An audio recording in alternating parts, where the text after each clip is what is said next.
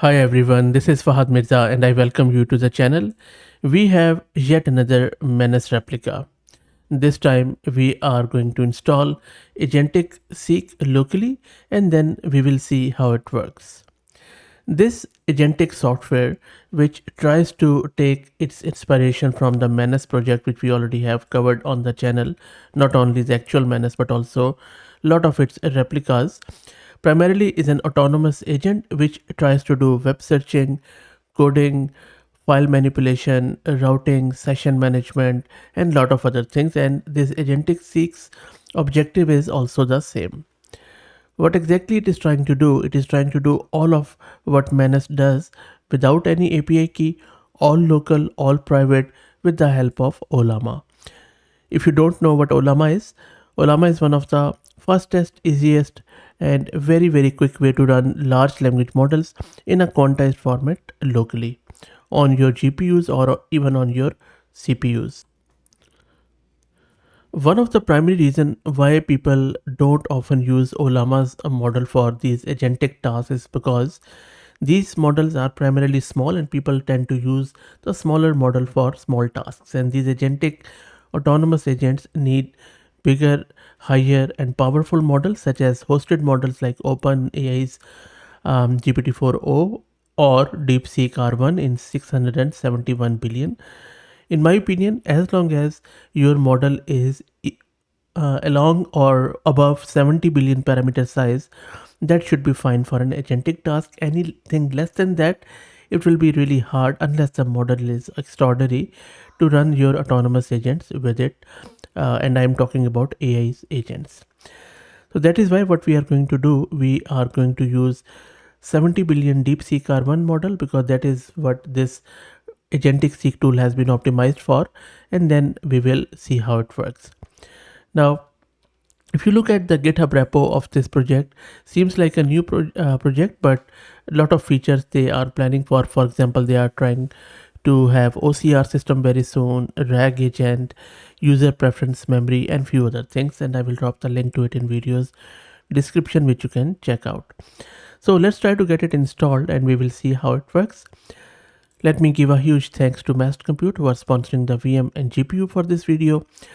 If you're looking to rent a GPU on very affordable prices, you can find the link to their website in video's description. Plus, I will also give you a 50% discount coupon for a range of GPUs.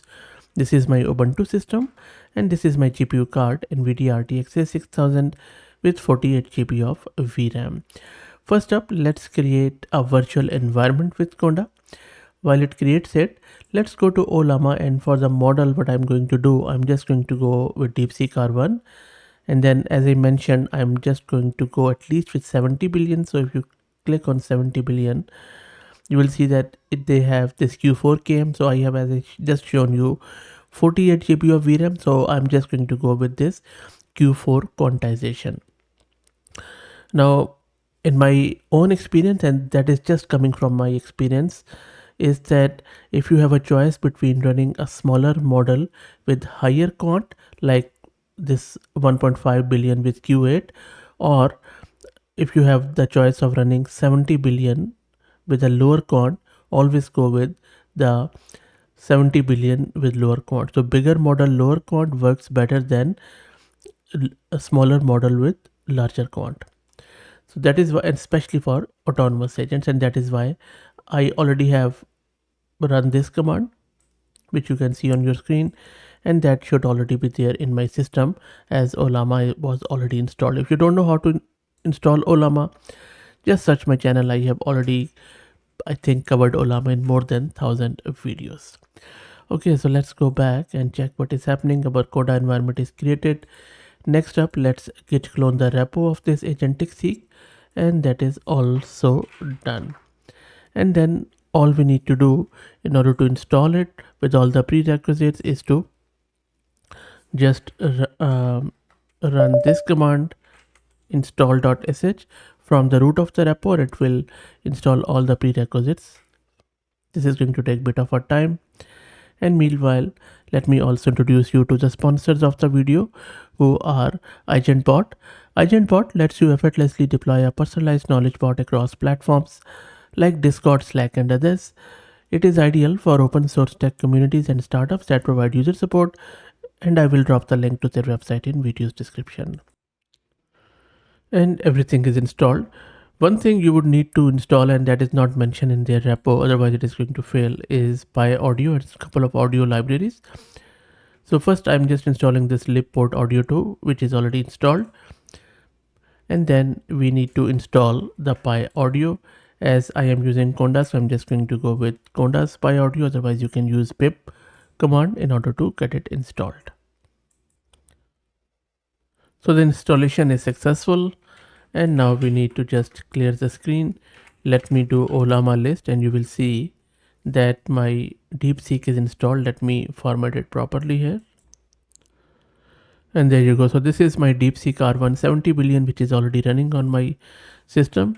And I believe it is loaded onto my GPU. Not yet. It will be when we run it. So, and I will show you the VRAM consumption later on. Okay, now before I run this software, we need to make a change in config.ini file. So let me open this repo, which we have just cloned in my VS Code editor. So if you click on config.ini, you will see that this is the file where provider is already Ollama, and by default they go with 14 billion. I'm just going to change it to 70 billion, because if you go back and do Ollama list, you will see that we have this Deepseek R1 70 billion. So that is why I have changed it. Let me save, and that is all we needed to do. I have no idea why the agent name is Friday. Okay, so that is the only change we needed to make. Let's go back. And now let me clear the screen. In order to run this AgenticSeek, just run this command. Now before you run this, again, I know that I have been going in circles, but the thing here is there are a lot of back and forth you need to do with this project. So before you run it, just go to its repo in the VS Code and open this text-to-speech.py file in sources directory in their repo, and then go to line number 46. In line number 46, you would have to comment this and add this file. So what is happening here is that by default they are using this Max AF tool, which doesn't work in Linux or Windows. So for Linux, I had to use this one. So this is something you need to change if you want it to work. Otherwise, this tool doesn't simply work. So this is one thing which we need to change. Another thing, make sure that you create just a random directory on your local system and give the path to this working directory. Plus provider server address should be the Ollama 11434 default Ollama port where my model is running.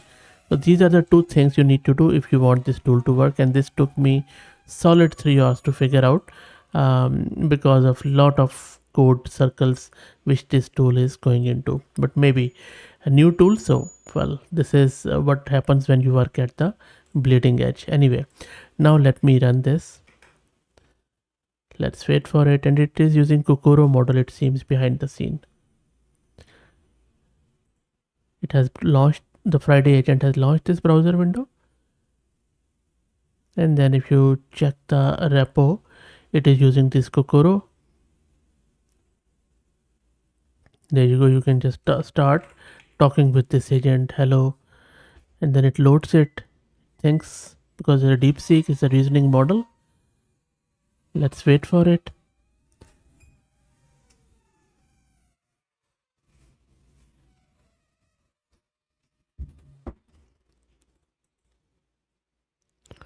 And then you can see that it has asked you hello back to you, and then you can just start talking with it.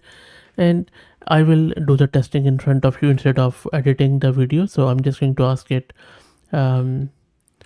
what is, or maybe what is the, maybe I'll just ask it something real world. Search the web and check, maybe check the share price of Nvidia. So it has selected agent browser, thinking, you see, this one is good. So it is checking the browser agent, which is good. And the answer even, It's better. I think it is using Google's operating. You see behind the scene. Let me, and it has opened this Chrome's agent. It is going through Google's website behind the scene, and from Yahoo Finance, it has obtained Nvidia stocks. So it is still checking it. It is thinking. There you go. So thinking process is done. It seems. No, it is still thinking because think tag has just started. It is reviewing its answer. It is just checking if the answer is correct. Thinking is done, and then another website it is going into and checking it out. Now, because we are using a contest model, so we should expect some looping and that sort of stuff. Anyway, let's wait for it to come back.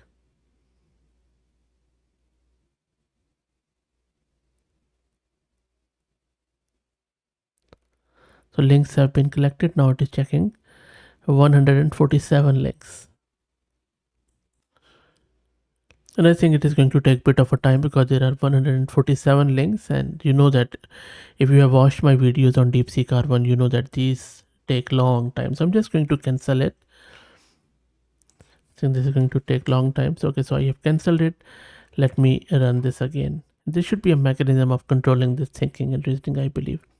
So I'm rerunning it. I just want to check the coding agent. I'll just cancel this. This pop-up is just for my own Linux systems. It has again initialized a provider. By the way, you can also use it with OpenAI, I believe. There is a provider for it. And that's initialized. So let's see. Maybe I'll just check it for coding. Write me a code to generate an emoji in browser. Also launch the browser. There you go. It is thinking. Let's see which agent it selects. And if I quickly check my VRAM consumption, I think should be, there you go. So around 46 GB of VRAM with the 70 billion model. So it is still thinking. Let's wait for it. So it has done something. It has launched the browser, but I don't think so it has done anything else. Where is a Chrome? Yep. Okay, let's go back to see. Still thinking about the code. Okay, let's see what it does. And there you go. It's a party popper emoji. And if I go back here, I think it has done well. So I asked it to create an emoji. It has done it, and it has also launched it in the browser. But I think it is still thinking, maybe checking its response. That is what these reasoning models do. Anyway, let's wait for it to come back. I'm also wondering where exactly is the code. This is the code, okay. You see, this is where it has done all the thinking. There you go. So it is again, it is trying to improve what it has done. So look, I think it has done well. So I'm just going to give it a break. I'm just going to cancel it, and maybe I'll run it again because it can also do text to speech. So I'm just going to say, just maybe let's generate a text to speech stuff. Come on. Okay, let's wait for it to get initialized. Okay, I'll just ask it generate an audio file that says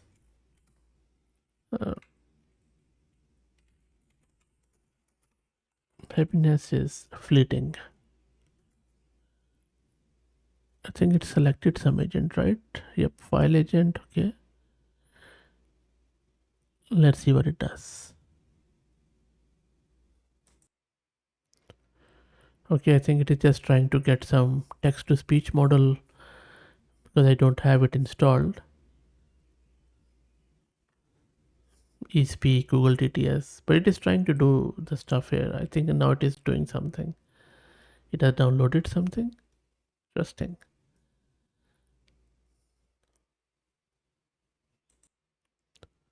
And I think it has generated this happiness.mp3 here.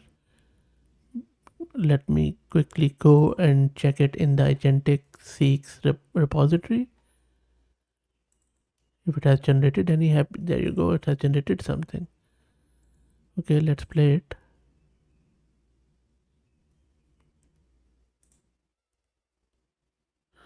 Okay, I think because I'm in my VM, so my headset might not be working. Let me move it to my browser in my local system and play it. So let me play this audio file. Happiness is fleeting. Happiness is fleeting. And that was pretty good, and it is still thinking and improving its output.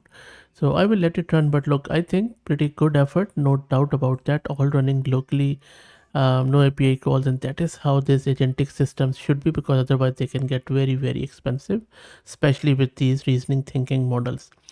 Let me know what do you think. I will drop the link to it in video's description. If you like the content, please consider subscribing to the channel. If you're already subscribed, please do me a favor and share it among your network, as it helps a lot. Thank you for watching.